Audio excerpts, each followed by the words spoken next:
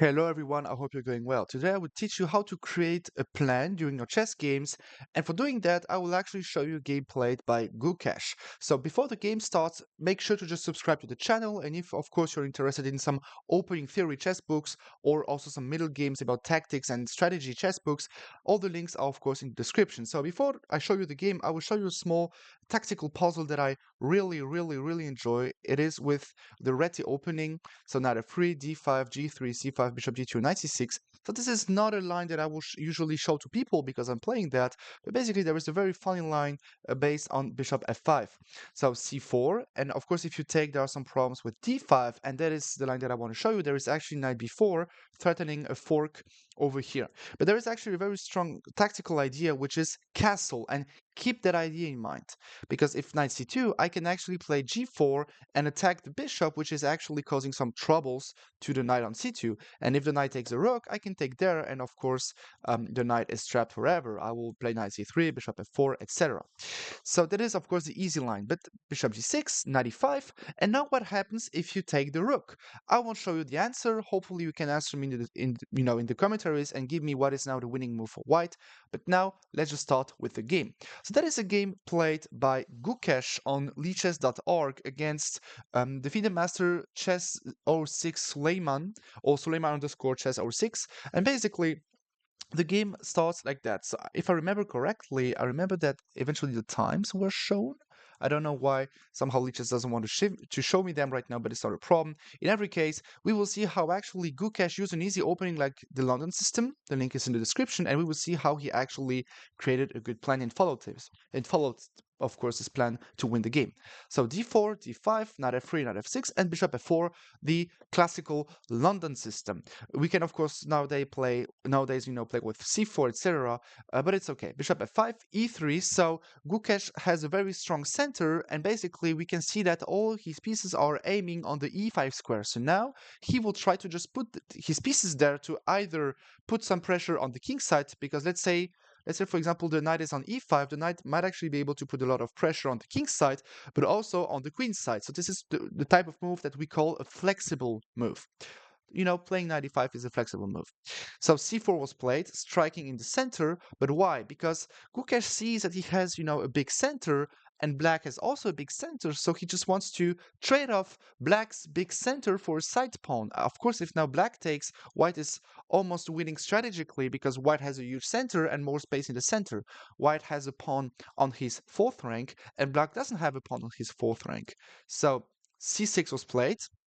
Very logical. And now knight c3, putting even more pressure, but it doesn't mean that we will take, because if we take, let's say for example knight b7, if we take, black will actually just take back, doesn't matter with which pawn, and now white has a strong center and black has a strong center, and it doesn't make any sense. So it doesn't mean that we will take, but it means that we are putting pressure, which means that if black collapses, black will actually take c4. So bishop g3, this is an active bishop, and this bishop didn't play yet, so we will of course trade it off. Bishop g6, eventually bishop e7 is playable, accepting something like that, but now since there is a pawn on c4 striking on d5, it would actually be a problem. And for example, I remember a game played by Nigel Short online on the YouTube channel from GM Ben Feingold. He played something like takes and queen b3, but he played that with the black pieces. I think now this is almost winning a pawn, because if knight b6, I think there is even something like that, or knight e5 and some problems, etc. But we can just see that everything is weak. Now it just doesn't work. White is up a tempo. So bishop g6, very logical. Now if we take, the h-pawn takes, and black activates the rook without even moving the rook. So castles, bishop e7, knight e5. Again, the very flexible type of move. Now, if knight takes, we would be able to actually take with the d-pawn and eventually start an attack on the king side. Since we have more pawns on the king side, we would be able to play bishop g3, f4, f5. This is eventually an idea, but it is not a plan. Now that is when the things got complicated. We know with the white pieces that every time, and also with the black pieces, when we play a move, we have some ideas, some strategical ideas, but we have to calculate to verify if the ideas are actually not losing immediately. And that is why we always think about the opponent's responses. For example, on knight e5, we have to think about knight takes e5. But against knight takes e5, we can, of course, think about an idea. You can decide to play bishop takes just to keep a good pawn structure, but this is passive, or change the nature of the pawn structure to play dynamic chess, attack the knight, and with some tempo. And once you decide to take with the pawn, you already have a plan. You have the plan of taking with the pawn, destroying your pawn structure, but attacking a piece to win some tempo and then try to build up something. Yeah, okay, if you're actually a good chess player, you will sometimes realize, 3, 4, 5 moves prior that, okay, even though I might actually win a tempo now, I can't do anything with that. And that is when the strong chess players are actually showing themselves. We actually, they actually understand before it happens that this plan is probably not the best. Because the pawn is too weak, or my other pieces aren't good enough to create anything. Probably I can't even put any pressure in the center, etc. But he decide we don't know what he wanted to go for, but eventually he even wanted to play bishop takes since it's a very good strategical player. But who knows? We can't know what he had in mind. Castles, and now knight takes g6. So he decides to just snap the bishop pair, and snapping the bishop pair means that at some point when he will create a plan, he will be slightly better and he will have slightly more chances. So now it's a pure question of luck. He will eventually have more luck and more chances to have a great plan, which is working. Now h3, because if we play something else like b3, then knight h5, and we get the bishop pair back, and we don't want to give it back. So h3, freeing the h2 square. D takes c4, bishop takes c4, and now knight b6. So black decided to accept to change the pawn structure, but for putting a knight on d5. So this is how black created the plan. Black understood that taking and putting a knight on d5 might actually be a very active play to play that position. And it's the case. So you see how black created a plan right now. He decided to do something, and this is a plan. It is that simple. Bishop h2, and now knight c3, which is a little bit dubious because now white takes back with a c pawn, the pawn will march forward, and white is now clearly better. So knight takes c3 was eventually slightly worse. Probably he was afraid of some e4, but let's say rook c8, e4 doesn't work because now we can take and win the pawn on e4. So yeah, this is slightly misplayed by black, but it's okay. Knight c3, pawn c3, c5, striking in the center, but now it doesn't make any sense. White is too solid, so this black's idea was just bad. Queen e2, preparing to put some pieces on, on the queen side eventually. When we play queen e2, we don't know where we want to go, where we want to go to. Let's say we decide to go on c2, then it means that eventually we want to strike on the king side, but once we go queen e2, we want to jump on the queen side. We have to look at the squares the pieces can possibly go to. C takes e4, a bad move. Now white is simply better pawn structure, the bishop pair, and now white is just better. Now, knight e5, trying to have an active knight, but it's again moving the same piece billions of times, always moving the knights back and forth. It doesn't make any sense. Now rook c1, just playing simple chess. We have an open file, we put the pieces on the open file. Bishop d6, and now he decided to just trade and play queen b5, infiltrating on the queen side, and we can slowly but surely see how this bishop starts to be stronger than the knight, because we can always take the knight and destroy the pawn structure. We have an active file, and black didn't have time to do anything, to fight back on the c file. So rook b8, and now bishop d5. If you take with the queen, I would actually play something like that, or take rook c5, rook c1, and just be, slightly better, if not completely better.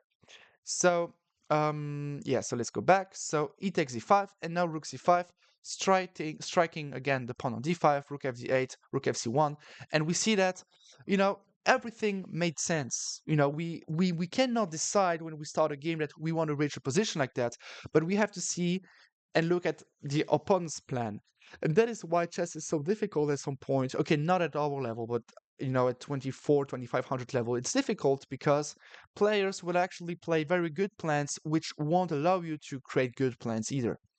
a6, queen b3, putting pressure. Now in this game, we just see how Suleiman just completely misplayed this game against Gukesh. He played a very bad, the middle game. He just had some very bad plans, and then he went for some crazy trade, which doesn't make any sense, And this is just the difference we see between a FIDE master and a grandmaster. But otherwise, the game is good, Otherwise, he used a good technique to create good plans. Okay, the plans weren't the best, but they were at least accurate. Now the game will be just pretty interesting. White is just clearly better because of the complete domination. The pawn structure is fixed. Now it's just classical strategy. Of course, if you're looking for a chess coach to explain you a little bit more about strategy, just go down in the description. But okay, I think you already get what I mean. G5, trying to do something, trying to get some counterplay, I guess. But now it's difficult. Queen D3, just centralizing the pieces, preparing everything and nothing at the same time. Rook b1. Now there is no more queen on the b file, so basically we can start playing rook b6. So it was actually the plan of queen d3. You know, once you have an idea, it is a plan basically. Rook b6, queen e2, and now just rook b3. We don't want to trade off the rooks. This is just pure chess. It is not a plan. We don't want to trade the rooks. Yeah.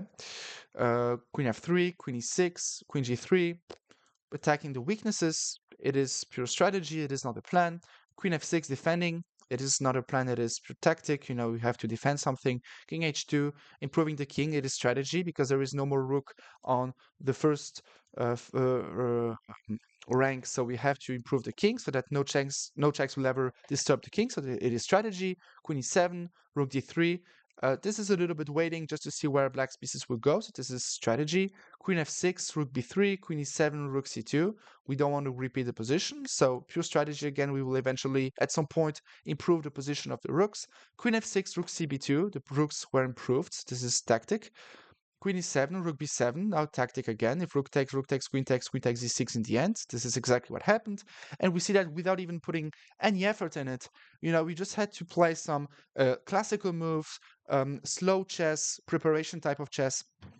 You shouldn't overplay any position. When you start to overplay a position, you will very, very, very fast lose a lot of chess games. You shouldn't think that your chess games will be won because you know how to checkmate in 3 moves or in 5 moves or in 10 moves. It's always funny because it's funny to checkmate in 5 moves, all these mates with queen h4, f3, g4 from white. But this is not how you will win chess. You should never overplay a position. Queen b5, queen c5. Now if you take, you're losing the pawn endgame, and my king will actually get over here and get everything. So this is not an option. So queen d7, queen b6, queen c8, takes, stay. Okay. Now it's just waiting back and forth. The pieces are weak. At some point he will go queen b6. He will have to trade and the pawn will just promote. King h8, queen g5.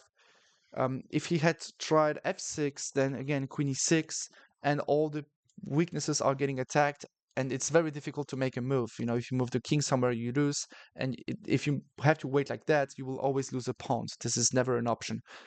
Too many weaknesses, and the queen is just too active. And now he's just down 2 pawns with the black pieces, and this is just completely lost. Gukesh won a very accurate game. Yeah, and there is just nothing we can do about it. The second queen is arriving on the board, and you can basically just resign. He did that in that position, and now black resigned because there are 2 queens. Eventually a checkmate is arriving, and this is just lost. So to keep it simple, play strategical chess. If you want to improve at strategy, it's difficult. You need either a chess coach or someone who is explaining you everything. Improving at tactics is very simple, but basically your thinking process has to be the following. You have to absolutely make moves which are solid, but at the same time giving you opportunities to play flexible attacking moves or flexible defensive moves.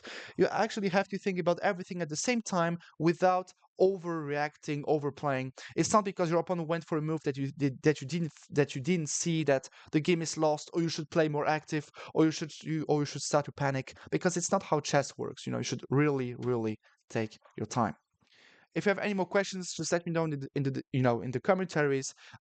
I'm actually taking your questions and your commentaries in consideration, guys. I want to thank you again for all the comments on my previous videos. I see that all my videos are now reaching almost 1,000 views. We will very soon get the monetization. We will also very soon get 100,000 views on this YouTube channel. So I want to thank you very much. Hopefully see you in the future. Subscribe. See you in the future.